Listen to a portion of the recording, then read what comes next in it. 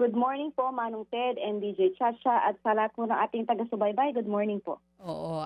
Unahin po muna natin ito. Ang sinasabi po ni DILG Secretary John Vic Remulla, slam dunk, case closed na daw po itong kaso ni Mollenido at ng kanya pong anak dahil sa pagkakaaresto ng mga suspect. Pero dito po sa balita namin kaninang umaga, ang sinasabi, yun pong asawa ni Mollenido hawak pa rin ng NCRPO at kasama daw po doon sa person of interest. Ano po ba talaga, ma'am? Sa ngayon po, naka-restricted custody po itong si John Mollenido para po as person of interest kasi meron din naman po meron pong final ang Region 3 na obstruction of justice po dito kay Mr. Mollenido. So ano po yan, in line po doon sa naka-file na kaso kaya po siya naging POI. So pero hindi pa po ito case closed? Um, case to, Actually po, solved na po itong ating kasong ito since yung pong ating mga offenders, yung apat po natin ay identified na po sila. Meron po tayong sufficient na ebidensya para i-charge po sila at sila po ay taken into custody na inquest na at syempre po na formally charged na po yung ating apat na mga suspects. So considered solved na po yung ating kaso. Bali po yung pagkaka-restrictive custody niya naman po is hindi naman po yun na related na dito sa homicide case po ng kanyang asawa. Yun ang malinaw. Case solved pagdating dun sa pagpatay, iba po yung kaso dun sa asawa kasi nga sinasabi sa mga balita parang may irregularity dahil pinakremate po agad yung katawan ni Mollenido. Ang reason po kung bakit siya nagkaroon ng obstruction is dahil nga po doon sa kanyang pagkakakremate kasi naisama po yung mga ibang ebidensya gaya po ng damit at saka po yung mga ibinalot sa kanya na tela is naisama po doon sa pagkakremate na supposed to be dapat po is part po siya ng evidence. So body lamang po sana dapat yung na-cremate. Pero doon po sa pinaghihinalaan na kasama siya doon sa pagpatay sa kanya pong asawa at anak, klaro na po na hindi po siya kasama doon. Hindi na po siya kasama doon based na rin Yun. po doon sa pagbawi nung motion. Meron po kasing motion to dismiss case na ifinail po yung family po ni Diane Mollenido. So at least yun po ay malinaw. Hindi na natin isinasama yung asawa po ni Mollenido dito sa kaso ng pagpatay sa kanya pong asawa at anak. Puntahan po naman natin itong motibo. Talaga po bang dahil dun sa sinasabi na bentahan ng kotse at pera, yun po ba talagang motibo ng pagpatay? Kasi medyo alarming po na pati po yung anak kasama po dito sa napatay eh. Tama po. Kasi po itong incident na to, nagsimula pa po to ng December 15 prior po doon sa 450,000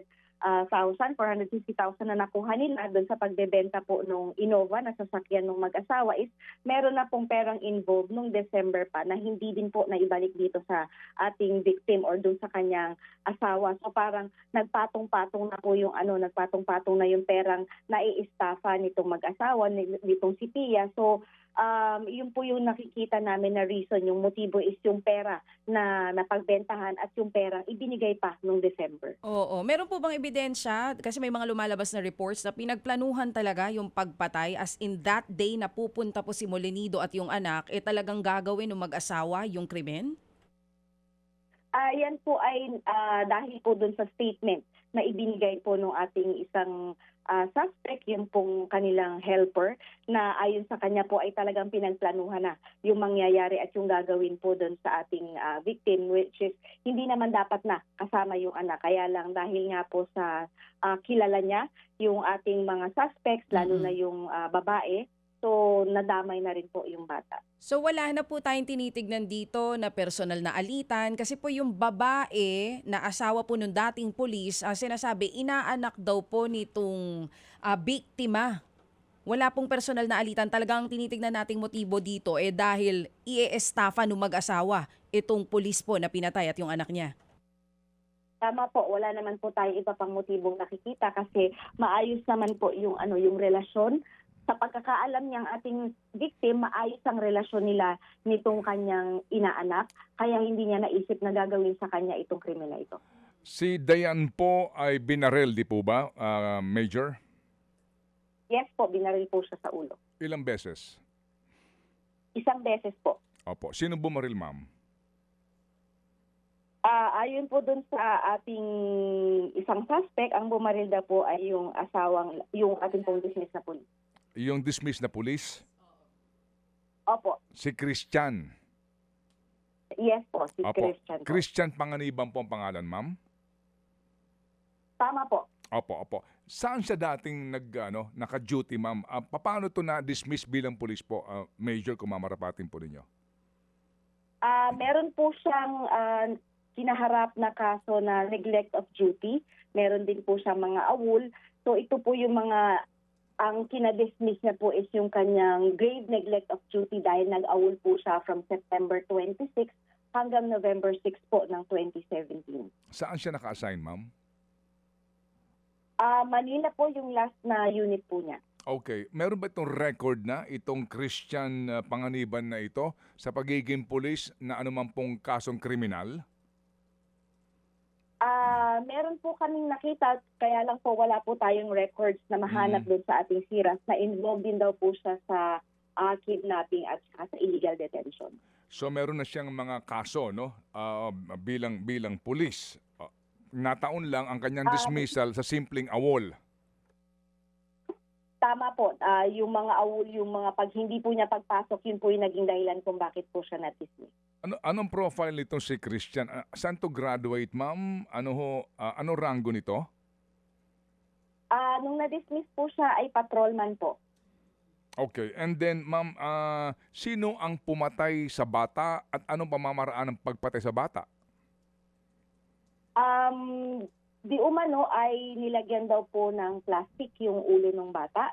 Kaya po na-suffocate po siya at hindi nakahinga. Sa ngayon po hindi po natin masigurado dahil nagtuturoan po sila kung sino talaga at yung ating tumatayong witness at suspect na yung helper ay hindi po niya ma-sure kung sino sa mag-asawa ang nag-plastic dun sa ulo ng bata. Wow. Saan ginawa, ma'am? Pagkatapos bang barilin itong biktima na si Master Sergeant Dayan, doon din po agad ginawa yung krimen sa bata? Nasa sala po ginawa yung kay Dayan, sa kwarto po ginawa yung sa bata or sa bodega po. Opo.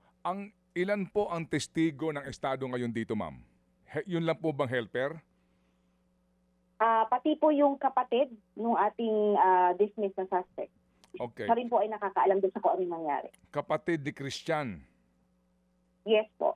Okay. Nakapag-execute na po ito ng lahat ng kinakailangang sinumpaang salaysay. Lahat po sila ay nakapag-execute na po ng kanilang sworn affidavit. Opo. Nasa ngayon itong si Pia Katrina Panganiban at itong si Christian? Lahat po ng ating suspects, yung pong ating 4 na suspects, kabilang po si Christian at si Pia ay nasa custody po ng CIDO QCPD. Opo. Meron na pong kaukulang inquest ito? Na-inquest na po yung ating mga suspects nung kahapon po itong kapatid at nung nakarang araw naman po yung 3. Okay. Murder po ito? Homicide po. Homicide. Yes po. Opo. Ma'am, sino ang nagtapon sa bangkay nitong si Sergeant Dayan at sa bangkay ng bata?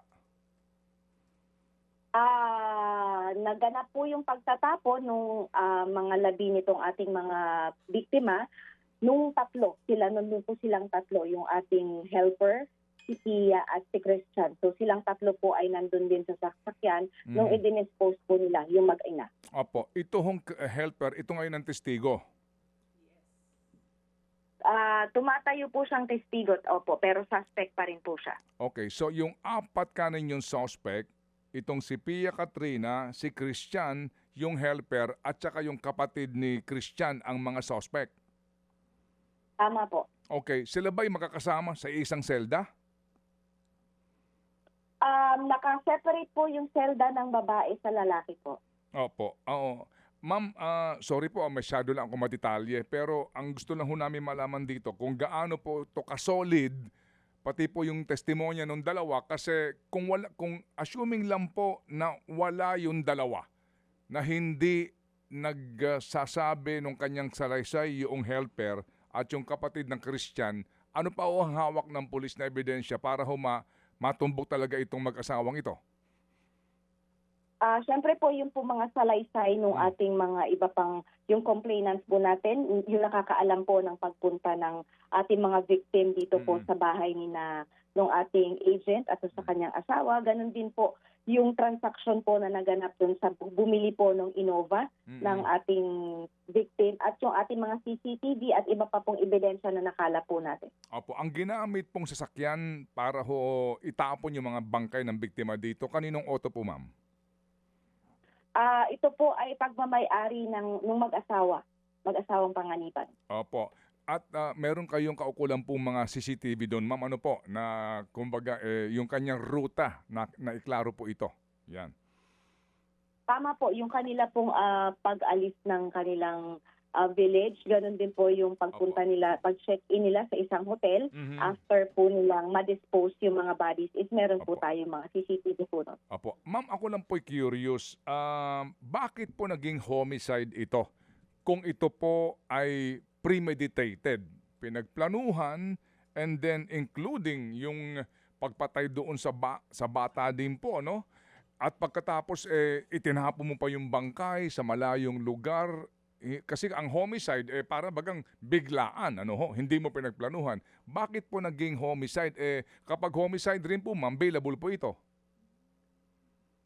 Actually po, hindi po talaga, yung pong naging robbery with homicide po itong ating ikinaso, 2 counts of robbery with homicide and theft po yung ikinaso natin. Kasi kapag malinaw po na ang pangunahing layunin po naman talaga is yung pagnanakaw, so yung robbery po yung ating pinagtutuunan dito at yung mismo okasyon po dahil sa naturang pagnanakaw ay may napatay kahit po kumbaga kahit plinano po nila, pero ano po kasi dito ang talagang kanilang motibo or ang kanilang purpose is manakaw po yung pera ng ating ng victim, hindi po talaga mismo yung pagpatay, although meron po tayong sinasabi nga na pagpaplano, pero po hindi natin kumbaga ang pinaka-principal po natin dito na titingnan na kaso is yung pong pagnanakaw, hindi po mismo yung pagpatay. Okay, sige po. So siguro naman yung piskalya na may hawak dito po may disposition nga dito po sa kasong ito. May pahabol lang pong tanong, Major si Chacha, please. Yes po. Police Major, kasi di ba po ang tinitignan nating anggulo dito is mag-e-estafa yung mag-asawa dito po sa kanilang biktima na si Dayan. Tinitignan din po ba natin yung anggulo na baka meron po silang iba pang mga naloko na ganun din po yung ginagawa? Actually po, meron na po siyang previous case. Ito pong si Pia ay meron na po siyang previous case ng estafa. So, meron pong possibility na hindi lang po talaga itong si Dayan, yung kanyang na-estafa or na-biktima. Meron pa pong iba na mga posibleng naging biktima kasi meron na po siyang isang existing or previous case po ng estafa. Oo, ayun. Ayun nga po magandang tignan. Last na lang din po, ma'am, digital trails. Hawak po ba natin yung cellphone ng mag-asawa? Nakita po ba natin yung conversation nila with Dayan? Sa ngayon po, kumukuha po tayo ng warrant para po doon sa cellphone ng ating dalawang victim para po ma-check natin yung mga naging conversations po nila. Kung halimbawa man po sa asawa niya at sa iba pa pong tao na posibleng magamit po natin dito sa ating kasong ito. Sige po. Ma'am, salamat na marami. Paumanhin po, masyado lang po kaming matanong kasi nga din po interesado po mga nakikinig din sa atin yung kung paano po nangyari at yung manner po, no? Dito po sa pag-execute nila ng karumal-dumal na krimen na ito at kami nananalangin nga po na tumindig po ito sa hukuman nang ganun po magkaroon ng katarungan itong mag-inang ito. Salamat po, Major. Maraming salamat din po. Apo. Mga kapatid, brothers and sisters, saan ka pa? Dito na tayo sa totoo. Dito na tayo sa True FM. Mga kapatid, mag-subscribe and follow po kayo sa social media accounts ng True Network PH. Yan po kami. Hanapin nyo lang True Network PH, Facebook, Instagram, YouTube, TikTok, and podcast. Mapa Apple or Spotify man yan, mahahanap nyo kami. Lahat ng mga napapanood at napapakinggan nyo po sa programa, nasa social media accounts namin yan. So, paano mga kapatid? See you sa social media!